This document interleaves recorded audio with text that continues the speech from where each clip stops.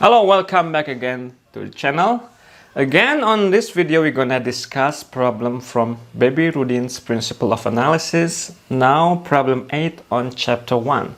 So we are going to prove that C, the complex field, is not an ordered field. Because before we get started, so please give it a try first, and you may pause the video now.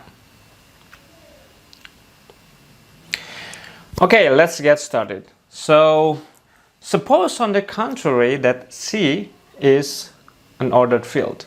So, let's imagine that C is already a field and we have an order in C such that it satisfies the axioms of ordered field. We will write down later what the order needs to satisfy in order C to be an ordered field. Okay, so what's gonna happen then?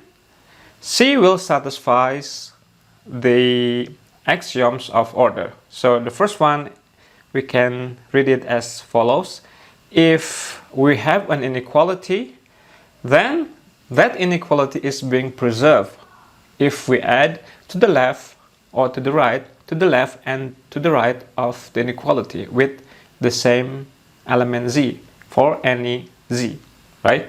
And the second one is that if we have two elements who are bigger than 0, then their product is still bigger than 0. So of course, the notion of greater or smaller here is not necessarily the same as an order in the real field. It can be any order that we put on a complex number, okay? So that's the consequence of C being an ordered field, right? So now consider an element I in C, right? So this is a prominent member of the complex field. So first we notice that clearly I is not equal to 0. Why is that? We can argue as follows. If I is equal to 0, then when the left hand side raised to the fourth power, it should be the same as the right hand side raised to the fourth power, right? So I to the fourth power is the same as 0 to the fourth power. But what is I to the fourth power? I times I is minus 1. So minus 1 times minus 1 is 1. So the left hand side is equal to 1. And 0 times 0 times 0 times 0 is clearly 0. So if I is equal to 0, then it implies that 1 must be equal to 0. But it is explicitly stated in the axioms of field that in a field, the identity element or the neutral element of multiplication must be different from the neutral element of addition, right? At least in the definition of the complex field, right? So then because of this, I is clearly not equal to 0. So if I is not equal to 0, then we have two other possibilities. Either I is smaller than 0 or I is greater than 0. Let us first consider what happened if I is greater than 0. Okay, so if I is greater than 0, then by the second property, if we multiply this I 3 times with itself, then we still get a positive number. Positive in the sense that the order is greater than 0. Okay, so I times I will be greater than 0, but I times I is equal to minus I, right? So minus I is greater than 0. Now according to the first property, if we add this inequality to the left and to the right by I, okay, so we get this, and the left hand side turns into 0. Meanwhile, the right hand side is equal to I.